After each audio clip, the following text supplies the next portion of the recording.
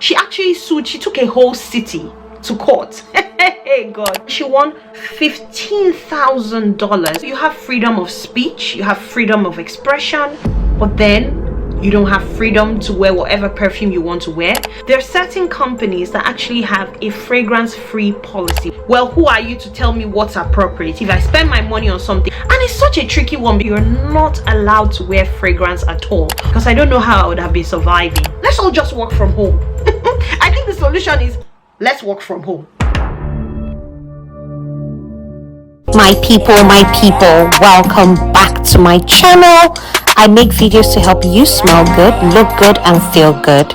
It's Miss Prissy, baby. Please subscribe, I'm hungry. I can't believe I'm back on YouTube. Like, who the hell do I think I am? Just vamoose. If I let me pull you guys closer. Hi. Hey Bambi, welcome back to the channel. If you're not already subscribed, go ahead and smash that subscribe button and become part of the family. In today's video, I will be talking about a lady who sued her company for their fragrance workplace policy. It's going to be a bit of a story time. Get yourself some popcorn, some tea, whatever it is, biscuits, sit down, relax, and let's get into the video. Let me tell you something! Starting off with a bit of background. Fragrance sensitivity, fragrance in the workplace. I know it's not the #1 topic that is being debated in the House of Parliament, and I know it's not the most important topic in the world, but we're going to talk about it anyways, because it's something that happens. There are certain companies that actually have a fragrance-free policy. You're not allowed to wear fragrance at all or use fragrance soaps and all of that. Fragrance sensitivity or fragrance-free policy in companies is where a company has a policy basically saying that their employees are not allowed to wear fragrance for whatever reason. Thank goodness I don't work in such an industry, because I don't know how I would have been surviving. There's this lady, I'm going to put the name on the screen of the case. I think her name was Julie Reynolds. I did my research and that was how I was able to find this case. Who sued the city? She actually sued, she took a whole city to court. Hey God. She took a whole city to court because she had been exposed to fragrance in the workplace. Every time she was exposed, this lady reported the case. Apparently she suffered from multiple, it's called MCS. Sorry, I'm going to have to look on my phone for this. She suffered from multiple chemical sensitivity. It's an unusual severe severity of allergic reaction to many different kinds of pollutants, including solvents. Sometimes you see people who have allergies due to perfumes, petrol, diesel, smokes, all of that type of stuff.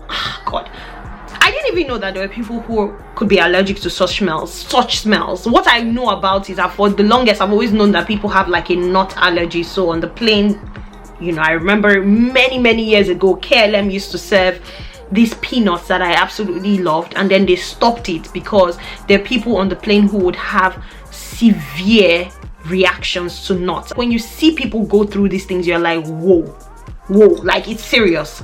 It commands a feeling, a reaction. Back to Miss Julie, maybe we should call her Miss J. So back to J, we'll keep it as J actually. She was a city employee. I think she worked for a company in the city, and she filed a suit against Portland because she had so many of those allergic reactions because people were using perfume in the office. It's such a tricky one because you know, you have freedom of speech, you have freedom of expression, but then you don't have freedom to wear whatever perfume you want to wear. But at the same time, on the other hand, if it's affecting somebody's health, it's such a tricky, like, let's all just work from home. I think the solution is let's work from home. I'm joking. Don't be angry with me, please don't hate me. But no, seriously, if somebody has, and you know the whole debate about inclusivity in the workplace, and anyways, let's stick to the topic because I'm about to, you know, go off on a tangent. So for more than 2 years, this lady was building up her case. She said she suffered exposures to scents that triggered a lot of reactions, and that she had to be hospitalized. And guess what?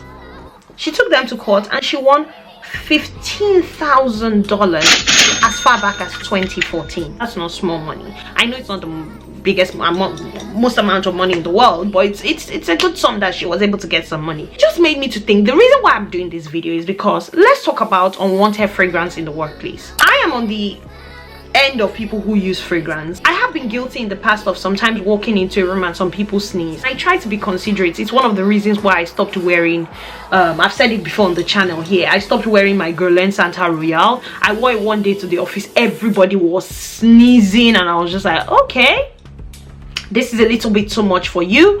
I'm not going to wear it again to the office. It didn't stop me from wearing all my perfumes. And this is also why when some fragrance content creators create lists like, oh, perfumes to wear into the workplace, I think it's useful content, because there are some perfumes that might be a bit too much for the office place and there are some perfumes that might be a bit more appropriate. Again, somebody might say, well, who are you to tell me what's appropriate? If I spend my money on something, if something is being sold in the supermarket or in the shops, then surely I have the freedom to be able to wear whatever I want and say whatever I want. Again, we have to have an inclusive workplace.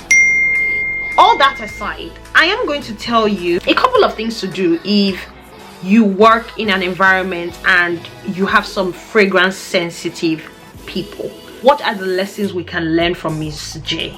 Number one is to ask people to be conscious of their choice of products. I would say that it's better to do this sooner rather than later. When people are signing up contracts and getting into jobs, I think it's important that people know what they're getting themselves into. For example, if I was working in the health sector, I would already know that there are just certain things I can't do. Let's say I was a surgeon, I wouldn't want to have false nails on and then go in to operate on somebody. It's just what I would not do. So I think it's best to let people know what they're getting themselves into sooner rather than later. Not that I'm already an employee, I wore perfume to the interview and now you're telling me suddenly I can't wear perfume no more. we're gonna have a problem. Secondly, it will be to change desks. Earlier I was saying working from home, but if honestly somebody's perfume is a bit too much, the first thing I'll do is change desks.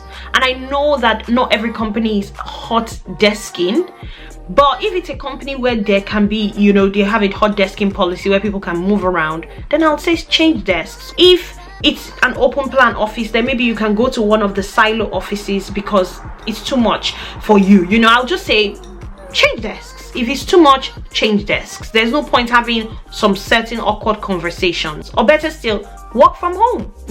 Another thing to do will be training to create awareness. A lot of companies do this thing where when there's suddenly an issue in the company, then suddenly you start seeing training around those topics. If you want to talk to me direct, don't go through the corners. Just slip it in there. Training to create awareness about people, you know, maybe training around MCS. No need to name and shame, no need to say this person has got this disorder or this person has got this condition. No, just training, let everybody know about MCS or about fragrance and how it impacts on people and why people also like to wear fragrance, because what we're not going to do is, you know, make it only convenient for people who don't like fragrance, because we have to have an inclusive workplace. You know, I have to keep saying that it's an inclusive workplace. What do you mean by that? Another thing it will be to have fragrance-free areas. I know this is extreme, but welcome to the world of today where you have to cater for everyone. There might be some fragrance-free areas. You know how in office spaces you have like prayer rooms, nursing rooms, gyms and all of that?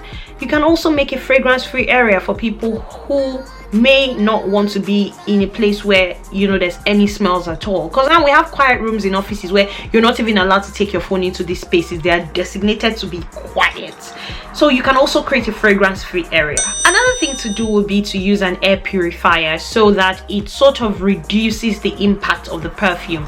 Air purifiers, I think, are supposed to just clear the air. They're basically what they are. They purify the air, including some of these air purifiers around the office space. Just the same way you have some certain air purifiers in the bathrooms to clear some sort of smells, you might also want to include air purifiers in the office space to clear up or reduce the impact of fragrance in the office space. I don't know what point I'm on now. I think I'm on 1, 2, 3, 4, 5. So this is point number 6. Another thing to do will be to create a flexible schedule or schedule. Schedule it is. Schedule. That is not correct.